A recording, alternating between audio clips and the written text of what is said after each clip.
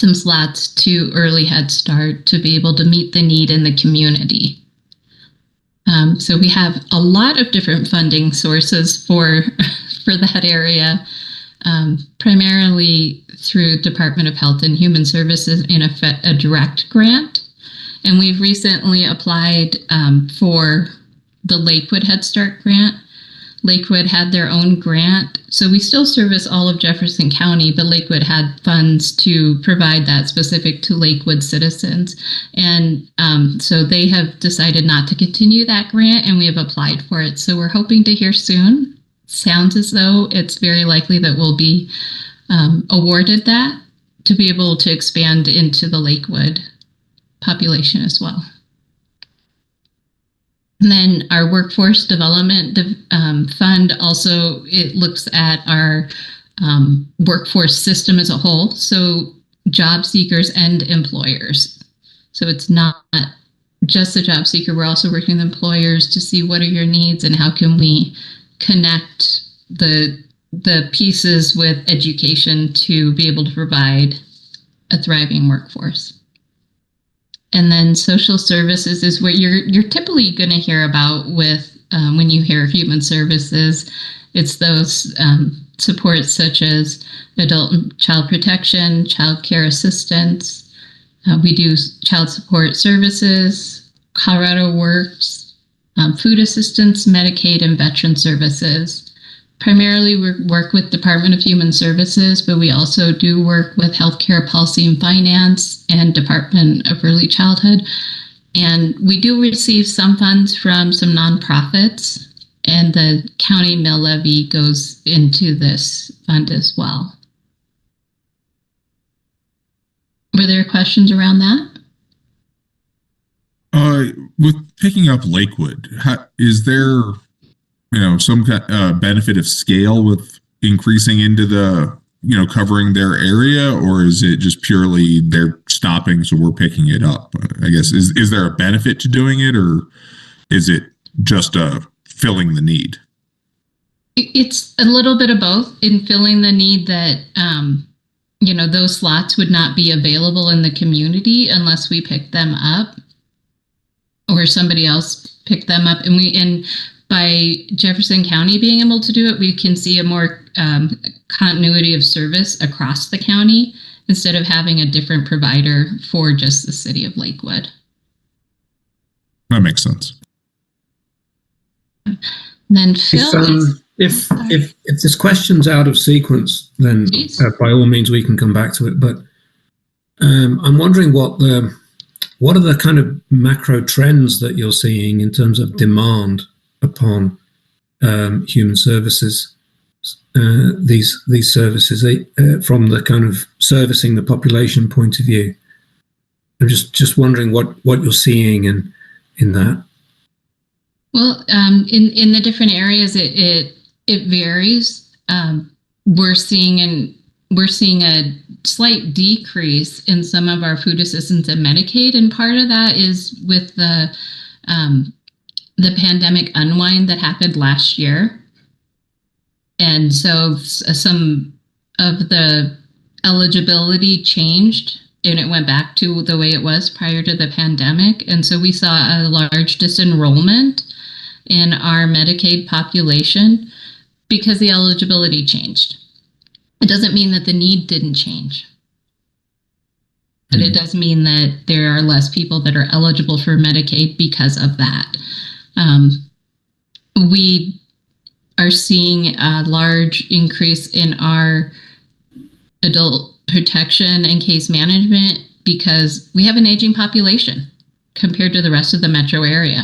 Our population is aging very quick at a different rate than we see in the rest of the metro area. So our needs may look different in that area. In Head Start, this is across the board in, I would say, all Head Start, not specific to Jefferson County, but since the pandemic, we have seen large increases in behavioral issues in the classroom, and that is in all classrooms for our pandemic babies, right? And I'm sure Mary probably can add a little bit more. I'll just add a few more things. We are seeing a little bit increased demand in our business and workforce center, with the unemployment rate slightly ticking up with some recent job losses across the country, and as well as in Jefferson County. And additionally, we still see a large need related to individuals who are experiencing homelessness or have housing insecurity across the county. Okay, so then my follow-up question is, with the alignment of the funding agencies with these funds, do you find that you're able to reflect some of those changes in the way that funds come in, or are you always having to compromise between the demand side and the supply side in terms of funding? I didn't realize that you had so many sources and that they're aligned with individual services, is what I'm hearing. I'm just wondering how dynamic that is from the point of view of you being able to service the needs of the community. Well, unfortunately, there are constraints in the budget at the state level that we are seeing locally, and also legislation that happens both at the federal and state level. Right now, we are seeing in our child care assistance program that there is not enough funding to meet the need. We are not serving the population that the amount of the population that we would like to be able to serve that is eligible. So we are currently on a freeze in our child care assistance enrollment because we don't have enough funds to cover the cost. So unfortunately, that's an area where we just don't have enough funds, and it has a very large impact on everything else. Everything is connected. If you don't have childcare, you can't work. So although UPK is wonderful, it is for a small subset of 3 to 5-year-olds. So what we see is our 0 to 3-year-old population, which is why we're making the change in Head Start to more early Head Start slots. Parents can't work if they don't have childcare. Okay, thanks. Well, if there aren't any other questions at the moment, I'm going to let Phil dive a little bit more into the number piece. The fun part, you mean? Hi, everyone. This slide, so there's a lot of detail on this slide, a lot of figures here. Really, but what you're looking at is kind of to some of your questions, Tim. It's really underscoring sort of the complexity and interdependencies of our revenue streams. A lot of these are dictated statutorily, either at the federal or state or both levels. So when there's one change, it kind of flows throughout the system, or that model, I should say. And then some examples of funding for each of these. So community development, as you see here, it's 100% federal, but so some of the big things we receive federally are like CDBG grants, CSBG grants, or funding, and home. Case management agency was just talked about. It's our newest division. And so that's managing the Medicaid waiver for developmental and intellectual disabilities. And that, because it's Medicaid by virtue of being that, it's federal and state 50-50. However, there is some state program in there, or programs that are contractual. So we do get some state money outside of that 50-50 split to run those programs. Head Start is 80% federal and 20% local match. And then workforce development is federal, but that's typically passed through the state. Social services, the major program I should talk about is the Social Services Block Grant. So that is generally 50% federal, 30% state, and 20% county, which is kind of where that mill levy discussion comes in, which we will get to here shortly. And then you'll see the rescue plan project fund. That is truly one-time dollars that were generated through savings from the COVID funding that was in place in the last 4 years or so. And we had requested the 1.632 you see here was a split between supporting homelessness response staff and also call center staffing for a year. I think we can go to the next slide, please. And here is just another way of looking at, so really this is just splitting out the county and non-county share for each area here. This is, I do like this visualization. This appears all the time, but it's a lot to dive into. So I think we could get into the details if you guys would like to at the end of the presentation. But really, it's just to show sort of that point of the county versus non-county split in another view. And Phil, I would just like to add that you can see the orange is the county investment in many of these programs, and that allows us to draw down this state and federal money. So you can see that by the county's investment, which is a small portion in the orange of the bar graphs, I like to consider the human services funds as an economic driver for our community. By this investment at the county level, we're able to draw down these state and federal dollars. And that money goes into our community, pays for our staff, obviously, and some other things. So it's just another way of kind of looking at the county dollar leverages these additional funds. Absolutely. Thank you, Mary. And that's a good segue actually into the next slide, which this is going to be the, to your point, Mary, this is sort of the expense. So this is like our programs, what is actually the benefit and the investment in the community and how we're seeing that. One really important note on this is it does not include like benefits paid out. So this, the adult and aging, we're seeing 7.64 million as an investment in the community. Children, youth, and family is 69.5 million. Employment is 20 million. Food and health security is 38.9 million. And housing and homeless response is 4.4 million currently. That is, as you all are aware, a very big priority. It touches multiple departments in the county and the community. So this is something I would expect to see increase countywide. I don't know that it would sit with us entirely, but we would certainly be participating in some of those services and funding at whatever level we're able to do that. Gina, you look like you wanted to say something? Yes. You know me well.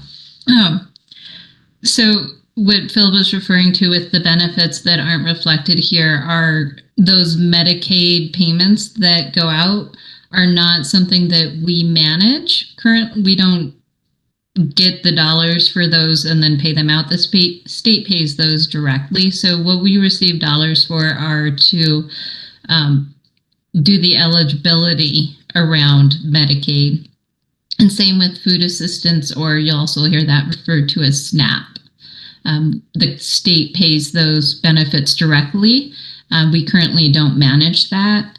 And you may have heard some things lately around the federal budget related to both of those programs.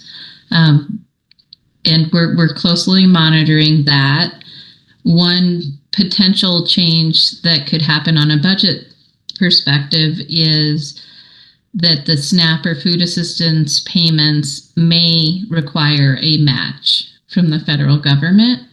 And that's not determined yet what that will be exactly. It could range from 0%. The last I heard yesterday, everything changes daily, was 15%. In Jefferson County, we have like $90 million in food assistance benefits that goes into the community. And so 15% of that could impact our budget if there is a required match. The federal government currently pays 100% of that. And that 50% match that we tend to see from the federal government for the administration of the SNAP benefits, so determining that eligibility, might drop down to 25%. So that would be an impact to our budget as well. Yeah, and then I do want to point out in the center of the slide, this kind of underscores the point about leveraging the local dollars. So revenues associated with these investments, these expenses are 83% external and 17% county. So that's a pretty good return on investment, I would say. Unless there's questions, we can move on to the next slide, which is more related to the social services mill levy. I believe you all have been talking a lot about mill levies. So this is, as you can see, going back to 2018, this is our social services mill levy, just like the road and bridge mill levy and also capital expenditures mill levy. This has historically, a portion of the mill levy has been diverted over to the general fund. That is represented on the right of the 3 bars for each year. It's the smallest portion, but this is really, we're trying to show the revenue associated with those mill levies. So on the far left, you have the full authorized mill levy and what that revenue was, and then you have the split of that revenue. So you'll have the adopted revenue in the middle that went directly to social services. The remainder of that was being diverted to the general fund. We have discussed, as I know others are discussing, the restoration of that. We've slowly kind of chipped away at that, and we think we are potentially getting this restored for 26, but that is still not decided. So we are pushing hard to do that, but I think you all have been in those conversations, probably particularly with road and bridge mills. Really, the county is not particularly diversified from a revenue standpoint, as you're aware. So property tax revenue is really the primary source of revenue countywide, which I believe is why the diversion was happening. But it really, what I think the effort going forward is to kind of rebalance these and realign things at a very high level. But this is really where we are at, and this goes directly into the social services fund for that 20% match and some other things. But it doesn't cover, there are restrictions to it. So it's not we can't increase this and expect to pay for, other changes. So with that, I will pause for questions on this. I know this has been kind of a hot topic.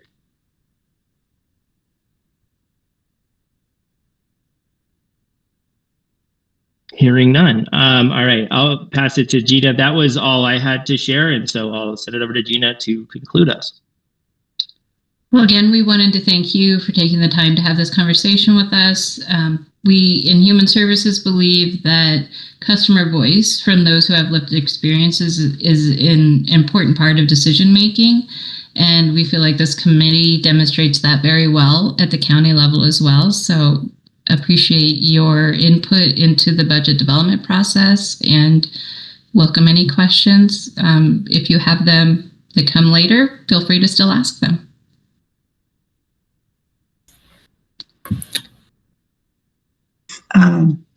Devin or Tim, do you have any other comments or questions? Not right now. I just have a couple. At the beginning of this, you spoke about there being an allocation methodology, which I took to mean that there's an allocation methodology of funding towards Jeffco versus other counties. I don't know if I took that correctly, but the question I had, sorry? Yes, you were accurate. Yeah. Well, the question is, which is a kind of vague question, is do you believe Jeffco is fairly allocated in that process? And how could that question be answered for, from a citizen's point of view? Do we get a fair share of that allocation? So that's a tough one. I always feel like we should get more, right? Well, of course, but I don't know what that means to, Right. So what we try to do, and I participate very heavily on all of those allocation committees. So I would say we try to look at it from a statewide perspective when you're sitting in that kind of a role, and trying to really determine what is the most fair and equitable way across the state. With a state administered, county run, local control state, we have different ways that each county does everything. So a methodology may not feel fair to some counties because they have a different way of running a program. I feel like, unfortunately, we don't get enough funding in our allocations, and that has more to do with the systemic funding model at the state level. So the pie isn't big enough, not necessarily that we're not slicing it right. Yeah, I suppose my question was more directed towards the slicing than the total size, but yeah, okay. We're not alone in feeling like every county works together. There's a lot of collaboration that I've seen, like the meetings Gina was referencing, where they're actually talking through the slicing and the models. That there's always, counties can share or they can divert some of that allocation occasionally, depending on what it's for. But yeah, there is a lot of conversation, and that's really the theme, is that the model itself is underfunded. Yeah, okay. I suppose what I was trying to get at is, given the demand profile, every county must have different demand profiles because they have different demographics and needs. So I suppose what I'm really getting at is the allocation methodology reflective of that to a point that you think is reasonable, or are there areas in Jeffco in particular where we have particular demand needs that, because the allocation model is not reflective of it, are creating stress? Yeah, there's definitely those instances. One area where I can see that would be our child welfare allocation. We have typically been underfunded. Based on a change that happened a few years ago, we have seen overall a $2 million decrease in that funding stream, which puts kids at risk if we don't have the funds to work with the clientele that we need to work with and be able to respond the way that we need to. One advantage that we have with an allocation and working with as an arm of the state is that we have what's called a closeout process that helps to mitigate a little bit of that. So say there's $100 million in child welfare and we overspend, and another county doesn't overspend, and they have, I shouldn't say the word overspend, we were under allocated.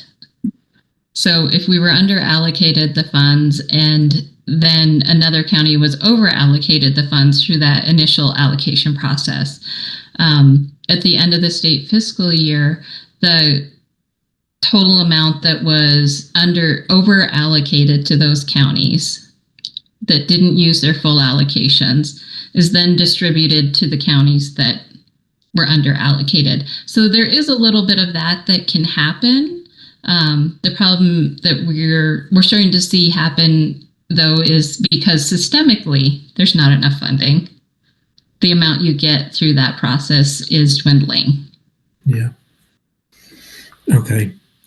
Jeannie, if I'm allowed another question, just as a follow-up on that, forgive me if I'm... Yeah, go ahead. So that then says that if we have mismatches, as inevitably happens, between these sources of funds and the level of service required, that implies that there are decisions to make, or there can be decisions to make at the county about how to allocate resources and how to plan. What I'm curious about is, without wanting to go into tons of detail, what are the kind of 4 or 5, I don't know if that's the right number, of the major decisions that need to get made, that can be made at a discretionary point of view by the county, given all these complex administrative processes of alignment of funding with services that represents constraints. But what is it that we can decide on at a county level? How is that handled? So there are certain things we can decide on as far as staffing levels. There are, what is the appropriate caseload? Do we have the appropriate caseload? So that we can respond. For instance, in our child welfare, if we feel like we have the appropriate level of staffing, so we've held positions vacant because we feel like we have the appropriate level of staffing in that area. But to the extent that we can, there in that particular arena, there are things that happen that are beyond your control, such as so you have children in the home, and then you have children that are placed outside of the home, and sometimes those are out of state. And those placements, because of the particular facility the child needs to be placed in, could be very pricey. There's a very high price tag to those. But if a judge says that you have to, you don't have a choice, and you have to. And so that's unfortunately what we tend to see happens with counties who maybe are under allocated, is there are things beyond their control like that. We've had 3 placements this last year out of state that were very costly. But works hand in hand with our finance staff. There are metrics that we need to meet that are state or federally governed, like timeliness in our issuance of benefits and our response times. So we have to meet those mandates, and perhaps we may reduce some contracted services, but we also want to make sure that we aren't putting our community at risk. And that's why our partnership with SPA and the county and looking at the mill levy is really important for us to have some more stability in our budgeting, because we have some of those ebbs and flows with our allocations. We need to be able to budget more long-term. And I just want to compliment our team because they work really well together and do great projections and analysis so that we can make shifts or adjustments as needed. And they advocate for Jefferson County and the appropriate methodologies to ensure that we get the funds that we need for our community. Yeah, thank you, because that's the kind of bottom line of why I'm asking the question. So thank you. Thanks, Tim. I just have a couple of quick questions, and maybe they were answered. I'm not sure. Gina, you used the example, a couple examples, and one of them was SNAP, and how that the federal government's looking at a match where there is no local match today. And I realize it's a moving target, but have you been thinking about, do you have a strategy? Are you working on a strategy of what happens if that match happens? I mean, something's got to give someplace. So I just wonder if you've been thinking about that. We've been working with our SPA partners, and I believe we briefed the board. Yeah. What day is it? Thursday, 2 days ago, on the situation as it was then. So at that time, we were looking at 25% match. So I believe in some of the retained revenue conversation, there is potentially some federal shortfalls that may be considered in that conversation. So would Mike or Dan, did you want to jump in on that end?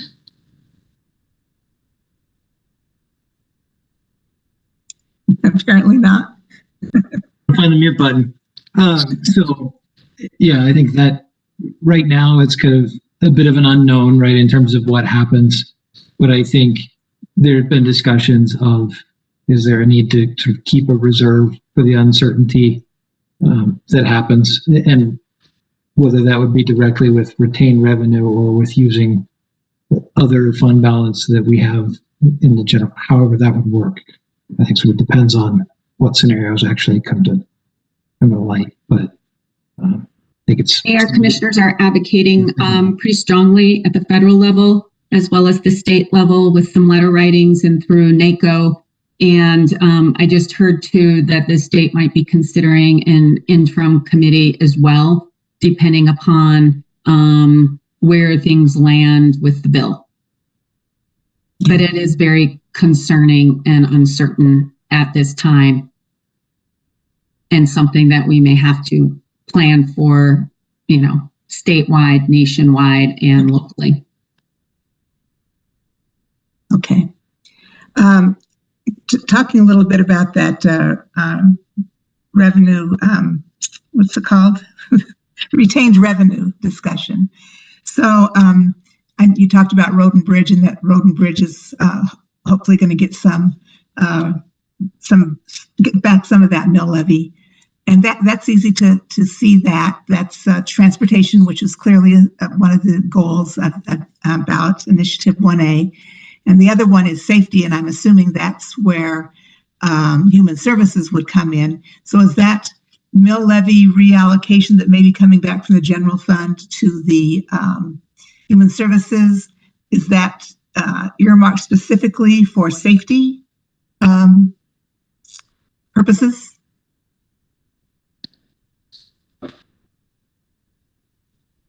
Go ahead, Dan. Yeah, Jeannie, I would say no, it's not specifically. That reallocation potential is taking it from a broader view, just to start level setting those revenue structures.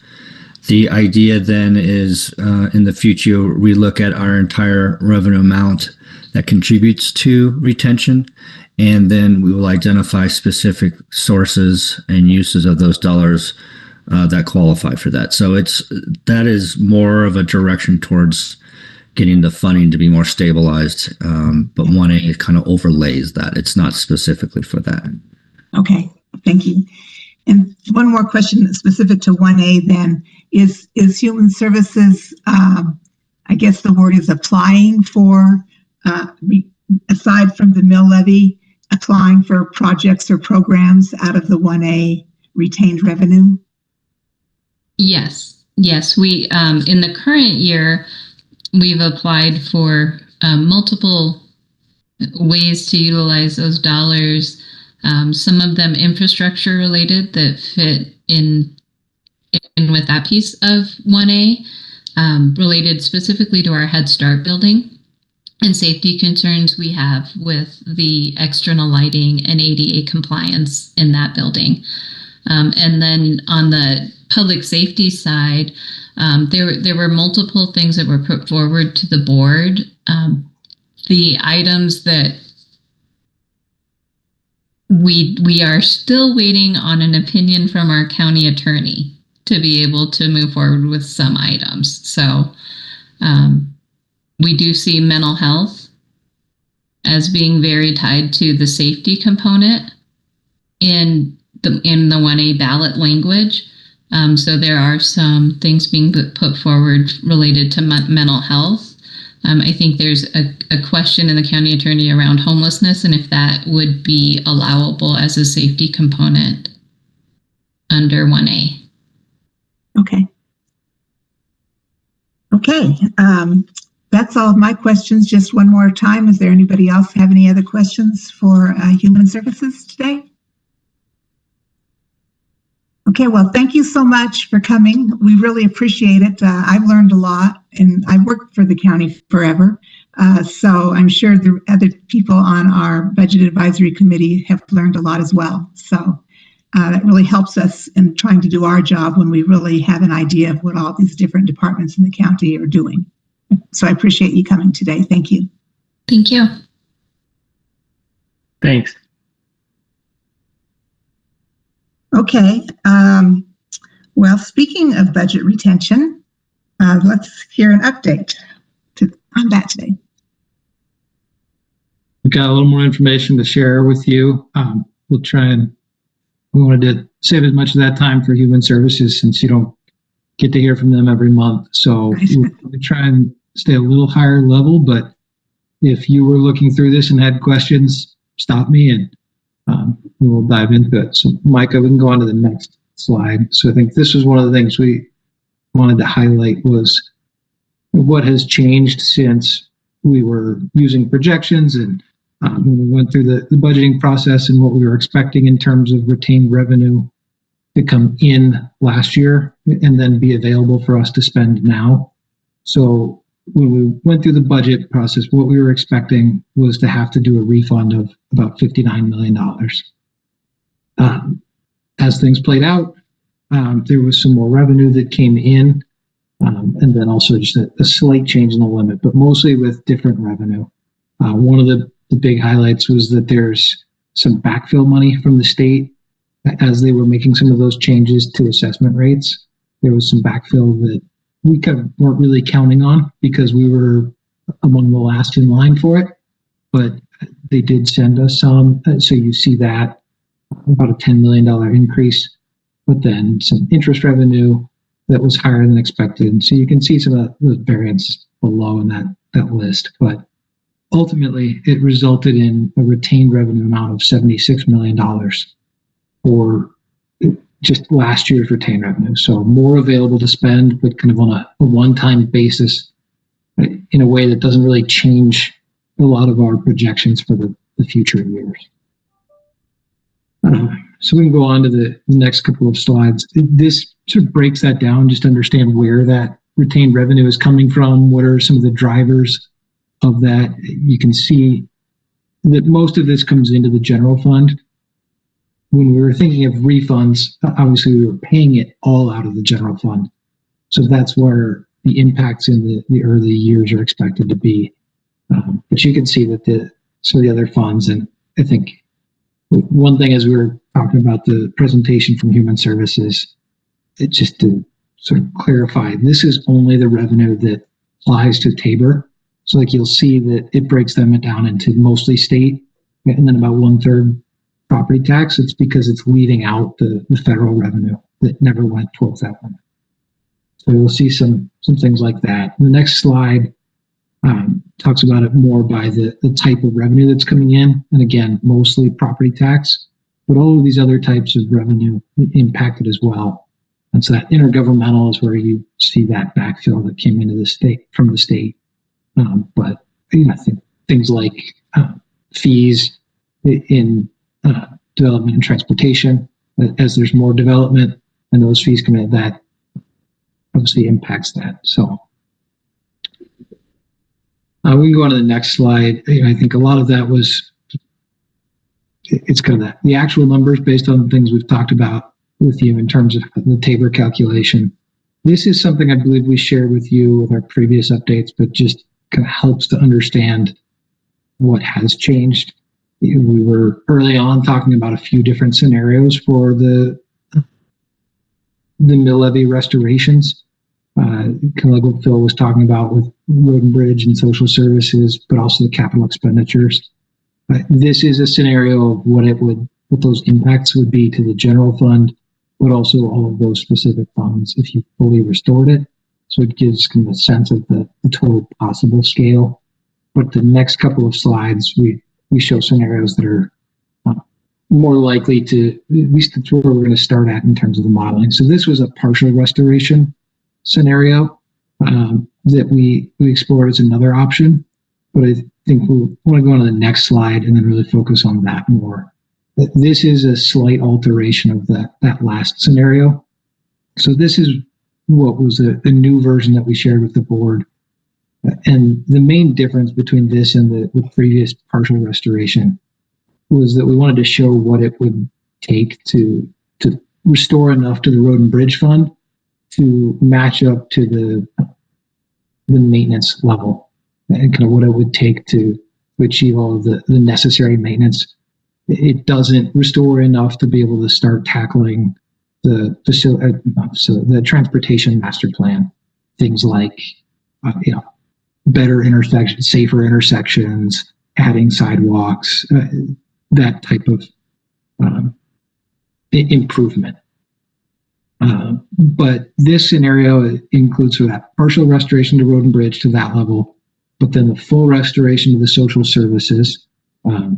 That chart that Phil was showing, you saw sort of a dramatic decline, but this would be taking it all the way back to that full level. And then a restoration to the capital expenditures fund, but this is one that has no net impact to the general fund. It would essentially be the amount that we already spend on capital, but just spending it out of the capital expenditures fund instead, so that we start to make that shift towards really utilizing that the way we should or want to. And then the social service, we mentioned social services. There's also the city share as related to road and bridge, but then you can see what that final impact is to the general fund. And the direction we got from the board is not a final decision at this point because that doesn't happen until the budget gets adopted. But when we go through the budget process and share a preliminary budget with them, and then to layer other scenarios on top of that, what we're going to start with in the model is using this, we're calling it scenario 4B. But this is the restoration scenario we'll start with in the preliminary budget. So that'll be kind of the starting point for those other discussions. It doesn't deliver everything that's necessarily to meet the full need in all of these areas, but there's not enough, there's not enough revenue to go around for everything, the full need in every department, right? So that's the case of retained revenue doesn't solve every problem, but this would show that. So on the next slide, we could show the broader impact of this shows all of those together. So you can see the order is obviously a little different, but the green line represents that 4B scenario. You can see that this is kind of the amount that leaves available in the general fund.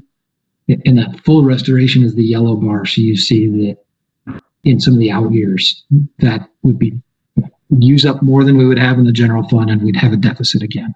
So that's why we're looking at these partial scenarios. And then on the next slide, we show how does this relate to the retained revenue available. And each year in this is net of the deficit. So it assumes that we're already covering that and covering public safety expenses or transportation expenses that would otherwise not have been able to fund. But then how much retained revenue is left? So at the top, that's what that number represents, is that total each year. There's that sort of offset from year to year in that you see the $76 million number on 2025 is money retained in 24, but then available to spend beginning in 25. And this is just year by year as well. So none of this is cumulative as you see the numbers decline. It's just because it's 1 year at a time. So the green, each of these kind of represents some use, and then the dark blue is how much is left available. So I think that's the way to orient yourself, is that bottom number is how much is available after we do all of these other things. So the green number shows a wildfire package, and this was one of the priorities of the board when we had that work session about a month ago now. When all of the departments presented their ideas for how we could spend, how they could use retained revenue related to their needs. Wildfire has been a clear priority. The board asked us to move forward with some of those ideas, and we have since had a briefing and gotten direction. So these items will be included in a budget supplemental at the end of this month. But the biggest piece is probably the sheriff wildfire item, the wildfire management, but also some investment in the enforcement needs for development transportation. There was a human services item, I think, to that question of how they would be able to use it for the emergency coordination that they participate in. And then also the slash program, some expansion of that capacity, but then also all of the support services needed to help all of those other additions were included in that package. So that will be going forward. And then you can see in 2025, that leaves the 71.4 million available. The blue and purple combined are what show the impact of that scenario 4B.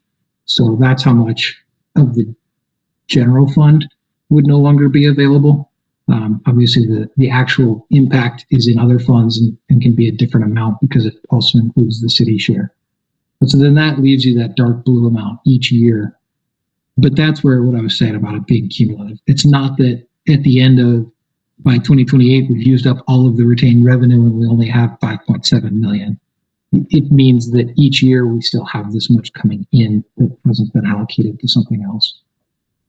So over the course of these 4 years, there's about 119 million available after accounting for these other potential uses.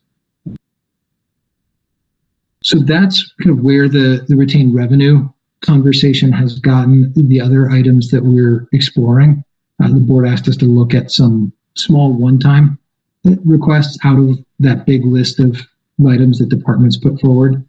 If we could just move those forward quickly.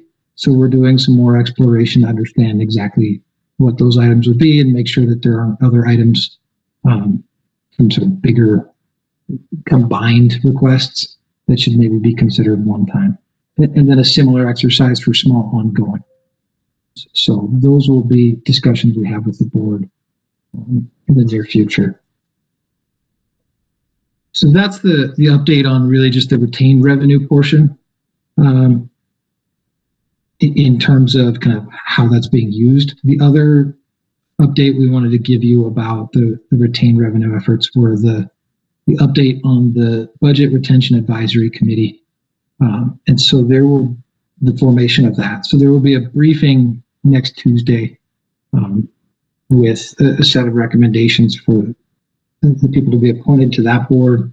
And then if the board decides on who they want to appoint, that would move forward. So we're aiming to get this group going sort of in late July.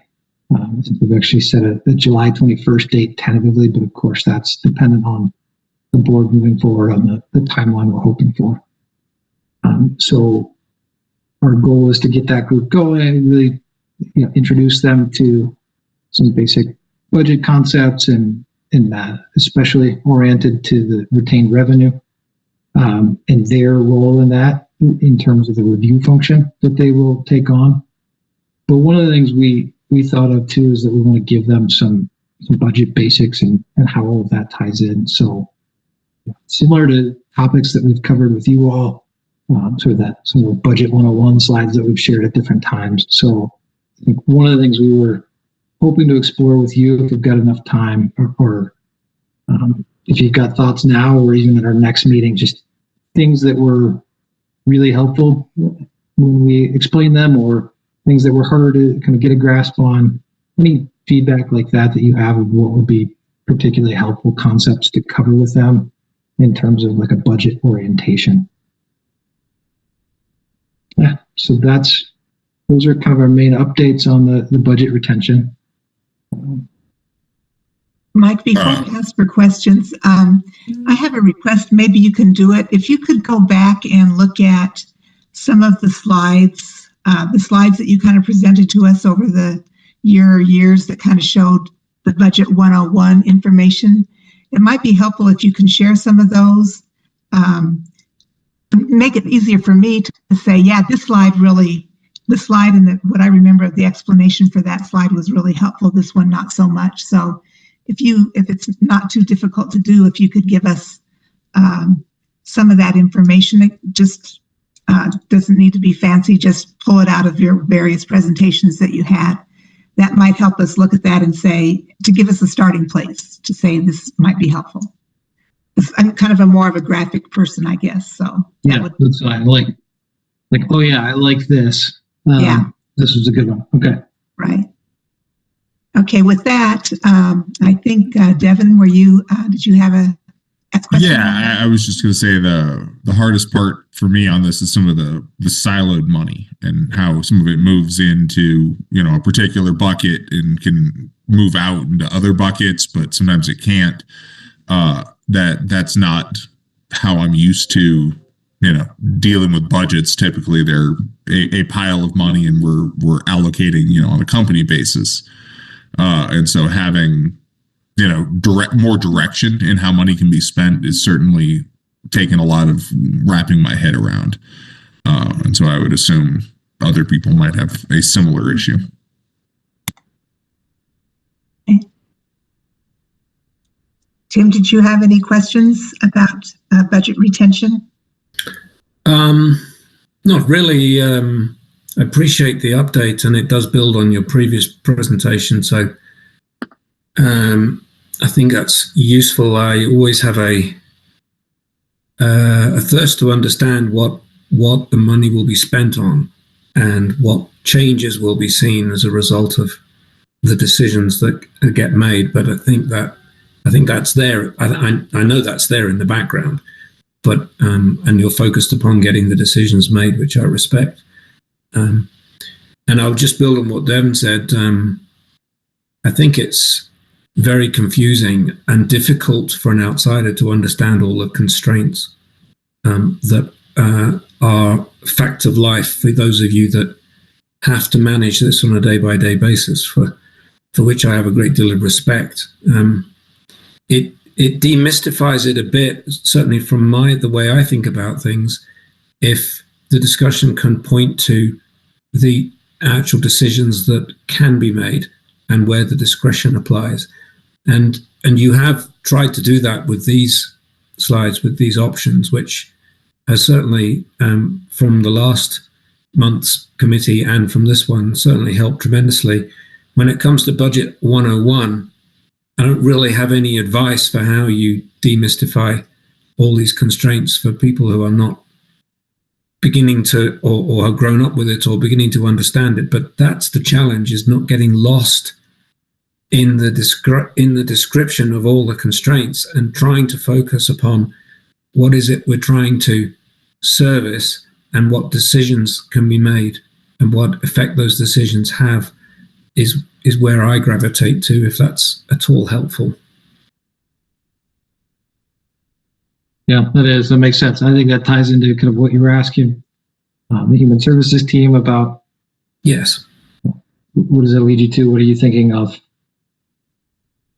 Yes, exactly. Because if there's a kind of an abiding observation of several of these aspects in the departments, it is just how much effort you have to spend on the administration of constraints, and all the balancing between the sources of funding and where they have to be applied. And again, I have a huge amount of respect for that. Now I'm beginning to have the insight thanks to these meetings. It's not something we as the committee can participate in. The participation can only come in terms of what is it that within the county you have the ability to influence and make decisions on, and the more focus that can be placed on that, the easier it is for us to see, therefore, what decisions are made, and indeed where it's possible for us to have an opinion about that from a citizen's point of view, we can give an opinion. But it's very hard to give an opinion on all the administration of the constraints that we have to understand you have, but really we can't influence. That's a great point, Tim.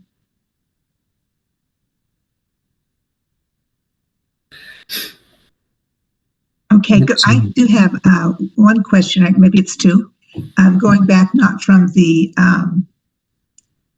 new citizen committee, but going back to the direction from the board about the, I think they call them small wins or something like that. I can't remember, but trying to spend some money. Some of these, we're talking about wildfire, and there was a lot of need to staff up, and it was going to take, until the end of the year. And by that time, the people had voted a year ago and hadn't seen anything happening. And so there was some discussion to have these kind of, what I heard were one-time projects that could happen, not too expensive and could happen very quickly. And I remember those being presented to the board. And I did have, and I assumed that those things were going to happen in 2025. And then there was an additional discussion about adding ongoing programs or project, I guess programs probably ongoing. And would those be part of the considered as part of the 2026 budget, or would those start in 2025 as well? I think they could start in 2025. Obviously, the further on we go, the less of a difference that becomes. Right. Because there is some time to get them going, but even still, it makes a bit of a difference to be able to get going. I think as an example of that, the other aspect of those small sort of early win or easy wins, some of those infrastructure things that Gina mentioned about, like the ADA compliant parking lots for the Head Start program. I think the other concept with those easy wins was, if those are things we feel comfortable that we want to do, not delaying them to tackle the biggest, hardest decisions about how do we spend all of the money, but just know that this makes sense to do and move it forward. Was the idea behind that as well, as I understood it from the board. Okay. Thank you. Any more questions on that agenda item? Okay, hearing none. What have you got in the way of SIF department updates? Yeah, Dan, if you've got anything you wanted to share, we can let you go first, but we also, then we'll give a bit of an update on the budget process and where we're at. Yeah, sure. The only thing I wanted to mention, aside from all the things we've discussed, is that we are still in the process of recruiting the spa director role, and Jeannie has been gracious enough to serve on this current round of interviews for the panel for that. And so we're working through, like I said, the first round of those panels this month, and hopefully we can narrow down the candidates to move forward. So that's actively underway. Thanks, Dan. Yep. All right, and then so the main set of updates, we just want to let you know where we're at in the budget development cycle. We have opened up the work for the departments to go in and make their adjustments within the preliminary budget. So not really adding things, but moving things between categories to make it a better fit, and looking at the positions and making sure they're still allocated in the right spots.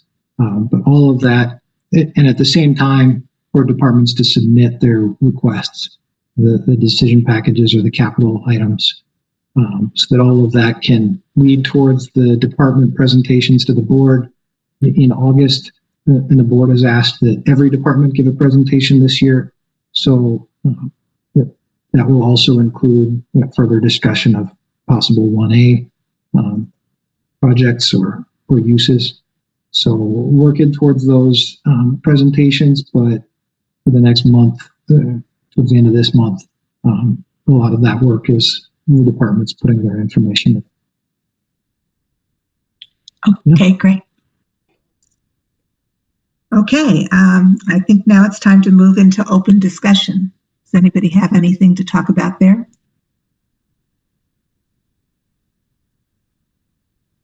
Okay, I have one. It's already almost summer. I guess it's warm outside. I think that usually in July, August is the time that the call for applications for boards and commissions come out, and typically the board does those appointments in September. And I know for at least two of us, our terms will be up in September. And I'm just going to ask the question, so is that still the schedule? I know that's run through County Commissioner's office, but is it still the schedule to start that kind of program in July, August? And I'm assuming it's still the case, but it might be helpful for people to know. is that if there's an interest, if your term is up and there's an interest in having another term, you still have to reapply. So I just wanted to make sure that gets mentioned since time flies. Yeah, and I will. You're right that the county manager's office manages that whole process, and it's essentially working the same. Some details are a little different, so I will follow up on what that communication will look like, and especially the timeline for when to watch out for that, because we certainly have appreciate all of your help, and I don't think we want to lose any of you. So, especially something like that. So, if you could just bring that to the next meeting, I think that would be a timely discussion topic at that point. Yeah, thanks for bringing that up, Jeannie. That can be important. So it can be easily overlooked, frankly. Right. It may or may not be typical to have to reapply. So I just wanted to make sure that people are aware that has been the county's procedure in the past, and I'm assuming it's going to be that way in the future. So, Jeannie, I just dropped a link in the chat to the county website for boards and commissions. And it does talk about that July, August timeframe, as well as the links to the various boards. So just wanted to provide that resource to everybody. that was very fast. Thank you, Dan. That one was easy to find. Okay, anything else for today? Okay, hearing no objections, I will call this meeting adjourned. Thank you all for coming, and I profusely apologize for being late. Won't happen again. Thank you. no worries. Thank you all for adjusting. I know this was the month we had to move things around, so we're glad that worked out. Yeah. Thank you. Thank you. all. Bye-bye. See you guys. Okay, bye.